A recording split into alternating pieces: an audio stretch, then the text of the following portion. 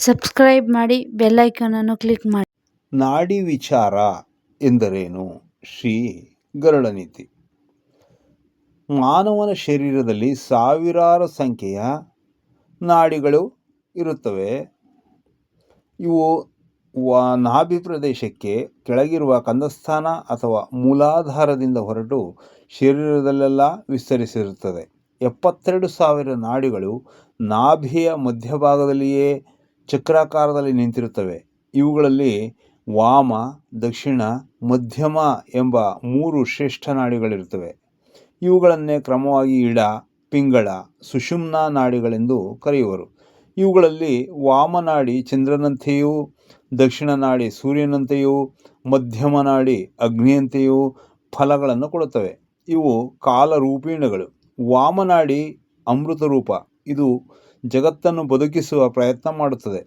ಆದ್ದರಿಂದ ಇದನ್ನೇ ಆತ್ಮೀಯತೆ ಎನ್ನುವರು. ದಕ್ಷಿಣ ನಾಡಿ ತನ್ನ ರೌದ್ರ ಗುಣದಿಂದ ಜಗತ್ತನ್ನು ಸುಡುತ್ತದೆ, ಅಂದರೆ ಶೋಧಿಸುತ್ತದೆ. ಈ 2 ನಾಡಿಗಳು ಏಕಕಾಲದಲ್ಲಿ ಪ್ರವಹಿಸಿದರೆ ಎಲ್ಲ ಕಾರ್ಯಗಳು ನಾಶವಾಗುತ್ತದೆ ಹಾಗೂ ಮೃತ್ಯುವೂ ಸಂಭವಿಸುತ್ತದೆ. ಯಾತ್ರಾದಿಗಳಿಗೆ ಹೊರಡುವಾಗ ವಾಮನಾಡಿ ಪ್ರವಾಹವು ಪ್ರವೇಶ ಸಮಯದಲ್ಲಿ, ದಕ್ಷಿಣ ನಾಡಿ ಪ್ರವಾಹವು ಶುಭಕಾರಕವೆಂದು ತಿಳಿಯಬೇಕು.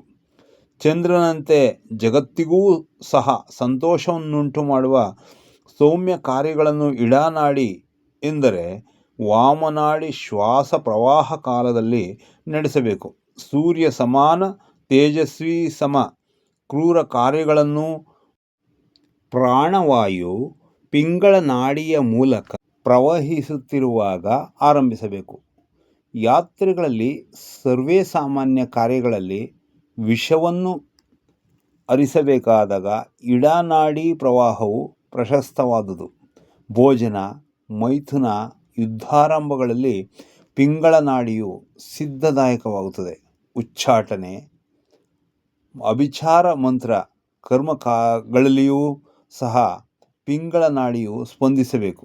ಮುಖ್ಯವಾಗಿ ಮಹಾರಾಜರು ಮೈಥುನ, ಸಂಗ್ರಾಮ, ಭೋಜನ ಸಮಯಗಳಲ್ಲಿ ತನ್ನ ಶ್ವಾಸವು ಬಲಗಡೆಯ ನಾಸಿಕ ರಂಧ್ರದಿಂದ ಚೆನ್ನಾಗಿ ಪ್ರವಹಿಸುತ್ತಿದೆಯೋ ಇಲ್ಲವೋ ಎಂಬುದನ್ನು ನೋಡಿಕೊಳ್ಳಬೇಕು. 2 ನಾಡಿಗಳು ಸಮಾನವಾಗಿ ಪ್ರವಹಿಸುತ್ತಿದ್ದಾಗ ಯಾವ ಪ್ರಮುಖ ಕಾರ್ಯವನ್ನಾದರೂ ಆರಂಭಿಸಬಾರದು. ವಿದ್ವಾಂಸರಾದರೆ ಅಂತಹ ಸಮಯವನ್ನು ವಿಷಯದೊಂದಿಗೆ ಸಮನಾಗಿ ಪರಿಗಣಿಸಿ ಎಚ್ಚರವಹಿಸಬೇಕು. ಪ್ರಶ್ನೆಗಳನ್ನು ಹೇಳುವವರು ಕೇಳುವವರ ನಾಡಿ ಸ್ಥಿತಿಯನ್ನು ಗಮನಿಸಬೇಕು.